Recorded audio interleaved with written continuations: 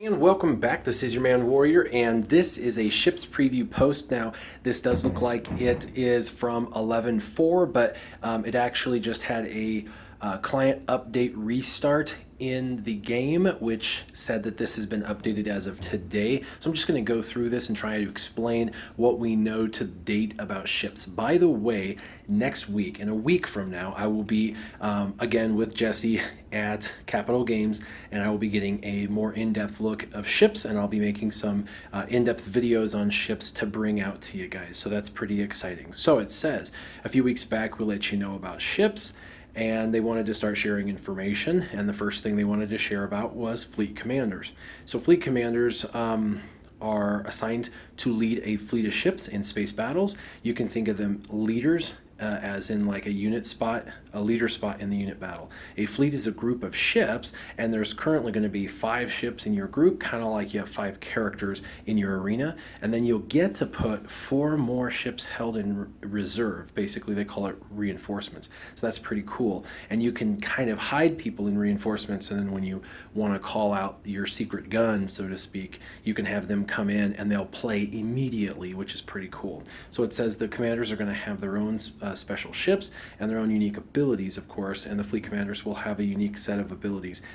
So the starting fleet commanders, they already released this. I've already told you guys this in a previous video, was Admiral Akbar, Grand Moff Tarkin, or Mace Windu, and more commanders, of course, are going to be made available later. Now, it does matter how strong they are, because the stronger they are, the stronger they're going to be for you. And you do not have to have all 3 of these fleet commanders to play, and you'll have to be at level 60. You're going to need at least 1 of these, and most people have at least 1 of these leveled up.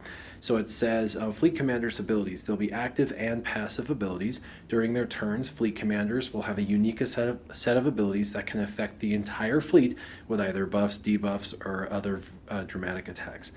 They can also use passive abilities, which will help or hinder their allies or their opponents. So reinforcement, another option available from the fleet commander's turn, involves reinforcements. When activated, the fleet commander will call in a new ship to reinforce the fleet. That's assuming like maybe a ship gets destroyed, one of your 5 ships gets destroyed, and then the ship that gets called in takes a turn immediately, which is really, really cool. So this was already, like I said, released in all of this, but now there's some more information.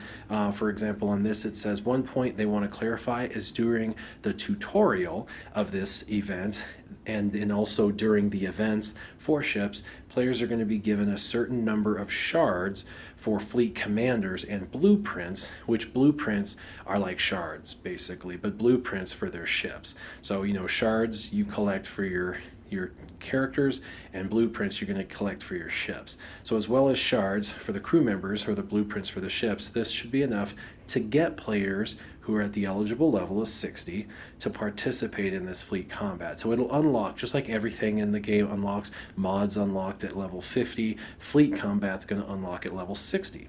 So it says, however, the stronger your fleet commander are, the more effective they'll be in battle. And then there's some more updated information, and it says they revealed the ship commanders. Now they're going to go a little deeper into crew. So the crew are the characters assigned to a ship that make a ship usable in a space battle. Some of the ships only require a single crew member, while others will require a multiple crew member, kind of like the Millennium Falcon. Specifically, there will be between 1 to 5 crew that are assigned to a particular given ship. Each ship and crew member will share a 1-to-1 relationship, meaning that the crew member is only available for a specific ship. For example, Biggs is only going to be available for his X-Wing Red 3. So the starting crew, at the launch of ships, there will be dozens of ships. Dozens, as in more than 1 dozen. So there's going to be at least 24 ships and at least 24 crew available, because there's going to be dozens of ships and crew available. So that is really, really cool. That means there's many ships available, many crew available. They're only giving us a taste of who's to come. And it says, while the ships are not out yet, a majority of crew characters are already available in the game and are eligible for character battles. What that means is that basically a lot of the people, a lot of the characters you've already unlocked and leveled up are going to surprise you and be available immediately to play in with this as a crew member. So that is really, really cool. That means that some of the work for this has already been done just because you've already spent the time putting in the work. So that's pretty awesome. It says, see below for some examples of crew characters that will be available at the start of ships. But we also want to reiterate, this is not the only crew character that'll be available. So, for example, Biggs Darklighter and his X-Wing 3, Wedge and his X-Wing 2, Emperor or the Empire TIE Pilot and his Imperial TIE Fighter, or Ahsoka Tano and her Jedi Starfighter. So there's going to be plenty more crew members available, and many more ships, crew, and capital ships and fleet commanders will be made available in future updates. So basically what this says is that they're just trying to get you familiarized with what's coming. Again, next week we're going to give you more information on ships, but essentially you're going to have leaders who are going to have ships, and then you're going to have your characters you've already started developing, which are going to be the crew of those ships. And ships will have anywhere from 1 to 5 crew members, and then of course the abilities will be within the ship. You have to collect blueprints to get the ships unlocked, and you have to collect shards to unlock the characters. So, and there's going to be tons of these ships, tons of them. So this is really, really cool. They did give you a little look into strategy with the whole having your main and then your reinforcements, having the 4 reinforcements come in. Pretty cool. And then just remember your fleet commanders are currently Admiral Akbar, Grand Moff Tarkin, and Mace Windu. I just wanted to do a really quick video on all of this so that way you are up to date on ships. This is the current and most relevant information that we have. As always, have yourselves a wonderful night. Keep your gaming on. Warrior out.